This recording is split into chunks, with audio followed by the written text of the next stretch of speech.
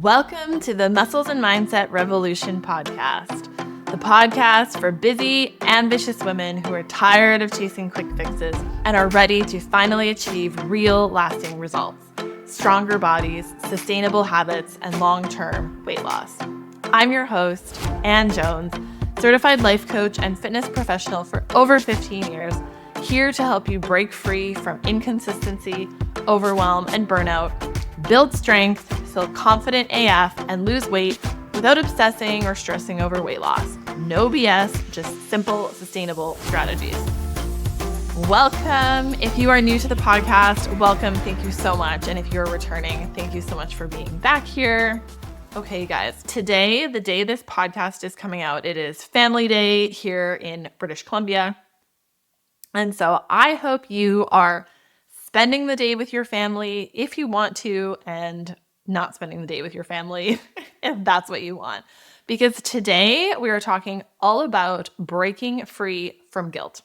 So if you have ever felt guilty for putting yourself first, for taking time away from your family, your work, your responsibilities to do something for you, this episode is for you. Because let's be real, guilt, it has been showing up everywhere for years. In my clients, in my DMs, even in my own life. I see it in my friends and my family members. So today, we're unpacking why we feel this way as women in particular, and more importantly, how we can move past it. So why is it that we feel so much guilt? I almost feel like guilt is wired into us as women. And I don't love using the word wired because it makes it sound permanent. But let's just say it's deeply ingrained, okay? And I see this all the time, both in the women who I coach and in my own life. The guilt trip is real. It's very real. It's a huge barrier, honestly. But the more awareness that we bring to it, the more we can break free from it. And this is something that I noticed when I first started working in the fitness industry in 2009. I was young. I was mostly coaching women who were having their first babies or were almost in midlife, had older kids who were in school, women who had spent their whole lives taking care of everyone else, either in their careers, their partners, their kids, their parents, their teams at work. And when it came to investing in themselves, whether that was with money, time, or energy, guilt hit hard. So why is it that guilt hits so hard? It usually comes down to a few things. Number one, unmet expectations. We thought having this thing would make us feel a certain way, and when it doesn't, we feel like we've failed, and then we feel guilty that we failed. Number two, deeply rooted beliefs. Many of us grew up with the idea that we need to be grateful 24/7. Many of us didn't, but it's like, there are kids starving in Africa, like this kind of thing. I don't actually think that's true appreciation and gratitude. That's guilt and comparison, in my opinion. But anyways, many of us grew up with that, right? And that having any negative feelings means we're ungrateful. We just put a smile on and move past it. Some of us grew up with that, like gratitude always. And we'll talk more about that in a moment. The third reason that guilt hits so hard is the caretaking trap. I used to call this the caretaking trap. I really have been into the term over responsibility recently. I'm almost thinking this is now the over responsibility trap. I think that women have been socialized to take over responsibility for pretty much everything. And this can show up in a few ways. Learned caretaking, like it was modeled for you that you put everyone else before yourself. Or in many situations, responsibility that was inappropriate for your age. So having to take on responsibility for the home, siblings, or parents when there wasn't a safe adult to do so. That will also create over responsibility. And then later in life, it can come in control. So you begin to believe that, oh, if I don't do it, no one's going to do it, right? This is a popular mom meme right now. Everyone's telling me to do less, but who's going to do it? And we can maybe address that on another day because I don't buy into that. I get it, but I don't buy into that. narrative because I think it's an over responsibility trap. And you have some perfectionist tendencies and you engage in doing an over responsibility because you like it done a certain way. That's a recipe for burnout, for one thing. And prioritizing yourself, taking care of you before all of that other stuff is going to feel wrong. And then the other way that this can show up is growing up in a home or a situation where you're walking on eggshells and you are feeling overly responsible for the actions and feelings of others.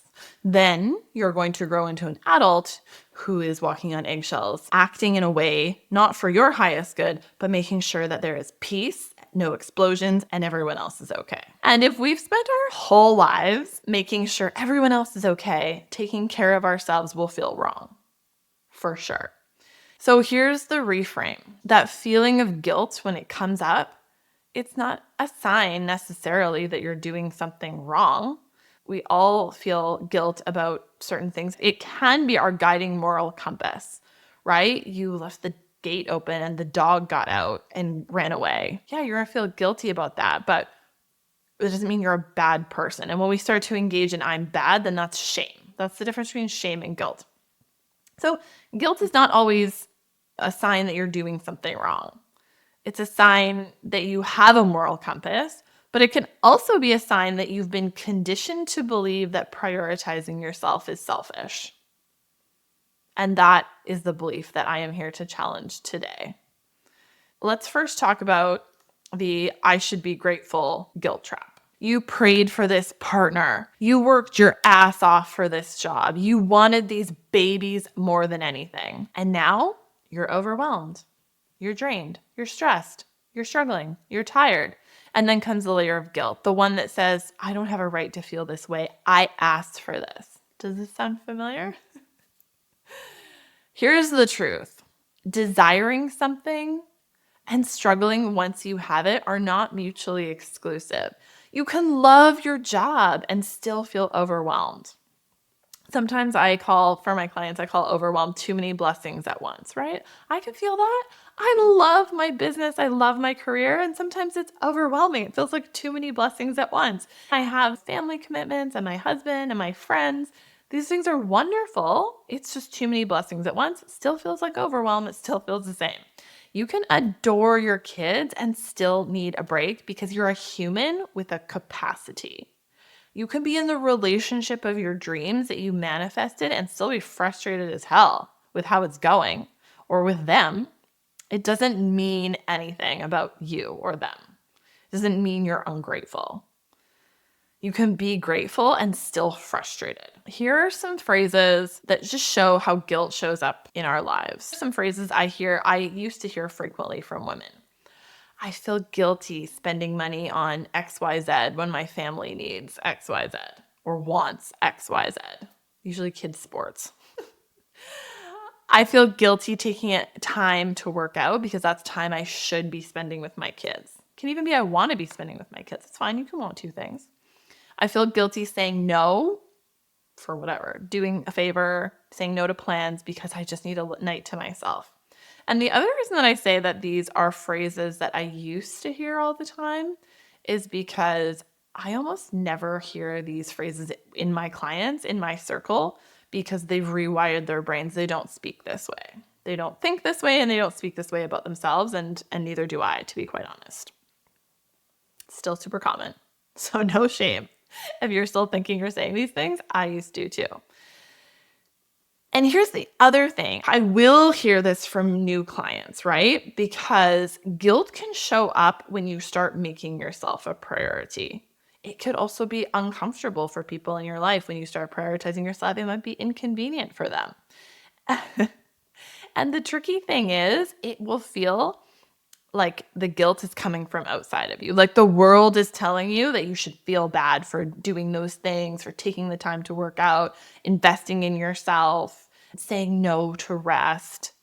Those voices are from outside, and we hear them long enough, they start to feel like they're coming from inside, but they're not coming from inside your body. They're just coming from inside your head.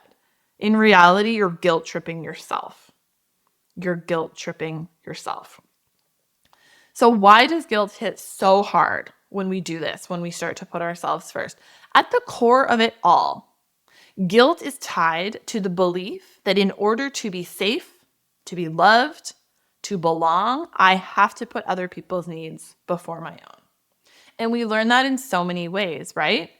We've been taught to be a good mom, you have to be selfless. To be a good partner, you have to make sure they're happy first. What is it okay with them? Are they okay? Enter codependency, right? To be a good friend, you have to say yes and help even when you don't want to or have the capacity to, or both. And when we break those rules that we've learned by choosing ourselves, by making our needs a priority, we will feel guilty because it's a pattern interrupt. It goes against everything that we've been taught. So that guilt, it doesn't mean you're a bad person or it's a no-go. It's just a sensation that's like, oh, this feels different. This is uncomfortable. It goes against everything that you've been taught and been practicing. But here is the truth, is your needs are just as important as anyone else's. Here's the universal truth I teach to my clients, that you are valuable and worthy just as you are. I've never encountered a reason to believe that that's not true. So I will continue to believe and teach that. You are valuable and worthy just as you are. You don't have to change. And your needs are just as important as anyone else's. Prioritizing yourself doesn't mean that you say or think that you're better than everyone else or anyone else. It means you believe you are as valuable and worthy as anyone else. Making yourself a priority doesn't take away from your ability to show up for the people that you love. It actually allows you to show up better. It is an investment, a compounding interest in you. It's putting all bets on you, belief in yourself. And imagine what you do and how you act when that faith grows. And I'm just talking about like taking time for yourself, sleeping, saying no. That's all I'm talking about. Simple things is showing yourself that you believe in yourself. So how do we do it? How do we start shifting out of guilt? Well, number one is to notice and recognize the belief. So the next time you feel guilty, pause and ask yourself, what do I feel guilty about? And what am I making it mean? Are you telling yourself that taking time for you makes you a bad mom, a bad partner, a bad friend, that you're not worth it? Number two, challenge it. Is that actually true? Or is it just a belief that was handed down to you? And then lastly, reframe it. So instead of saying, I feel guilty for taking time to work out, try like, when I take care of myself, I have twice as much energy and patience for my family. See, I told you, compounding interest. It gets bigger and bigger. Because that's the reality. When you prioritize yourself, it's not just about you. You don't just benefit. You become a better version of yourself with an increased capacity and resilience for the people around you. So we've shifted out of guilt. Let's break the cycle. How do we start shifting this guilt cycle? Number one, normalize duality. Like I spoke about earlier, you can love something and be overwhelmed by it at the same time. Both things can be true. Number two, practice radical acceptance. Instead of fighting how you feel, acknowledge it. Wow, this is harder than I thought. Or like, I'm learning. I'm learning to be gentle with myself. I'm new at this. No judgment, just awareness. And lastly, give yourself permission. Give yourself permission. You don't need it from me. You can have it, but you don't need it from me. You are allowed to have needs. You are allowed to have a capacity. You are allowed to rest. You are allowed to take care of yourself. Practice that. Give yourself permission. So if you have been feeling guilty for prioritizing yourself, I want you to know you are not alone. So why is it that we default to seeking permission? We live in a world that has conditioned women, especially, to seek validation before making decisions, whether that's from a partner, a boss, or even society at large. We've been subtly trained to second guess ourselves and to outsource our permission to others who have no experience of what it's like to be in our bodies And that is why it feels so uncomfortable when you start making choices for you. If you've been conditioned by your parents, just society at large, your family of origin, that you need to ask permission, receive validation, or do or act some specific way before being okay receiving permission, it's going to feel so uncomfortable when you start making choices just for you. Women come to me frequently saying, I don't even know who I am anymore. I don't even know what I like anymore, because they've spent so many years receiving validation and acting from outside of themselves. And so it's going to feel uncomfortable when you start making choices just for you, not because you're doing something wrong, because you're doing something different. For example, think about the first time you set a boundary with someone and they reacted negatively. That doesn't mean there's something wrong with your boundary. It means they were used to a different version of you. And that old version perhaps didn't put herself first. So that's what I mean. It's going to be confronting and uncomfortable for other people as well. And you have to be okay with that. Let's talk about what happens when you start owning your power. The guilt, the fear, the discomfort, it will all show up like an emotional security system, not here to torture you, but trying to pull you back into what feels safe. Even if what feels safe is not working for you. Having no boundaries, overworking, overdoing, all the hustling behaviors, overeating, whatever. Because that guilt coming up again is not proof that you're doing something wrong. It's proof that you're doing something differently. Every time you reach, I think of life as a video game, right? Every time you reach a new level of empowerment, there will be a new boss, a new old belief trying to keep you grounded, keep you grounded. You'll keep having to do that battle until you learn the lesson. That old belief will try to keep you grounded like that boss, not because the old belief is true, but because it is familiar. So what if instead of seeing that feeling of guilt as a stop sign, you saw it as a confirmation, a signal that you're actually on the right track? Okay, here's a mindset shift that changes everything. Instead of asking, can I do that? Do I have permission to do that? Ask, what would the highest version of me or a woman who fully trusts herself do right now? What would a woman who fully trusts herself do right now? And you may not be able to hold that vision of the highest version of yourself, or even what a woman who fully trusts herself looks like, but you might know somebody or aspire to be like someone who you know, and you can use them, not because you are acting like they're going to act and comparing yourselves, but because it can be easier to embody when you see someone else who has done it. If you believed deep down that your health, your goals, and your happiness matter just as much as anyone else's, what would change? How would you show up differently and then show up as her? And yes, discomfort will show up too, but so will freedom. And I am all about freedom.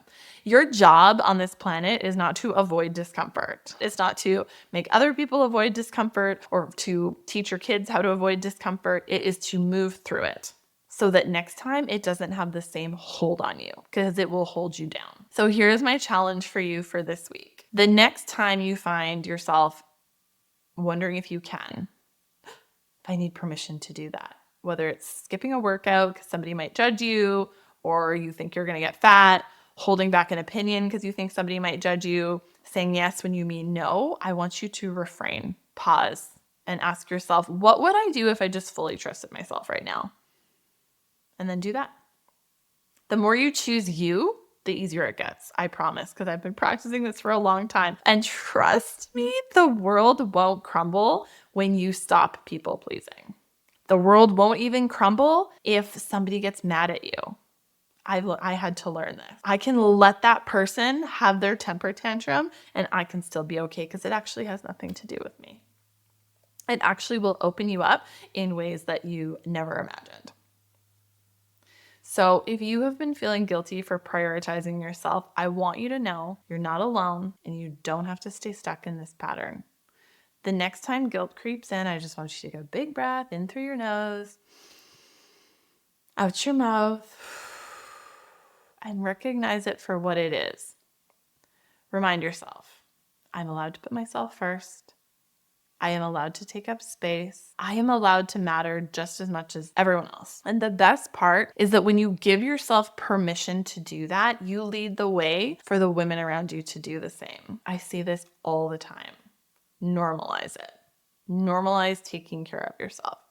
One of the best compliments I ever received from one of my very best friends, she saw this in me and in her sister, was that we gave her permission to do things or ask for things that she hadn't even considered that she was allowed to do or ask for.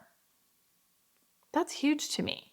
To show someone else that they can do or request something that they had not even considered before, that's what you do by demonstrating this for your circle, for your community, for the next generation. If this episode resonated with you, please send me a DM on Instagram at AnnJonesFit and tell me one way that you're going to start prioritizing yourself this week. I would love to hear from you. And if you are ready to stop feeling guilty and start building the strength, the confidence, and the balance that you deserve, join us inside Muscles and Mindset. You can have a strong, confident body and a peaceful mind without the guilt, I promise you. Thank you for tuning in to the Muscles and Mindset Revolution podcast. If you loved this episode, please share it with a friend who needs to hear this message. And don't forget to hit subscribe so you never miss an episode. See you next time.